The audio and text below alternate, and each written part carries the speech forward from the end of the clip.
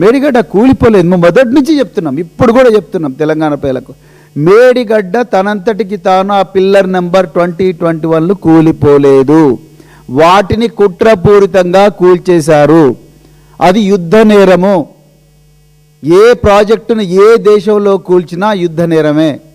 ఎందుకోసం దాన్ని రిపేర్ చేయడం లేదు? మరి ఇసుక కోసం.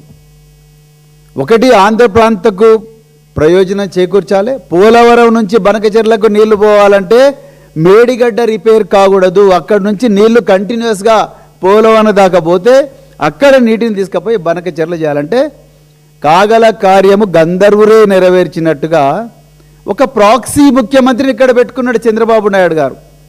అందులో ఆ కుట్రలో భాగమే ఆదిత్యనాథ్ దాస్ అనే ఆంధ్రప్రదేశ్లో ఇరిగేషన్ డిపార్ట్మెంట్లో ప్రిన్సిపల్ సెక్రటరీగా పనిచేసిన ఒక అధికారిని తీసుకొచ్చి ఇక్కడ పెట్టి ఇన్స్ట్రక్షన్స్ అన్నీ కూడా ఆయనకిస్తే ఆయన రేవంత్ రెడ్డి గారికి చెప్పి ఇవన్నీ కూడా చేయిస్తూ ఉన్నాడు.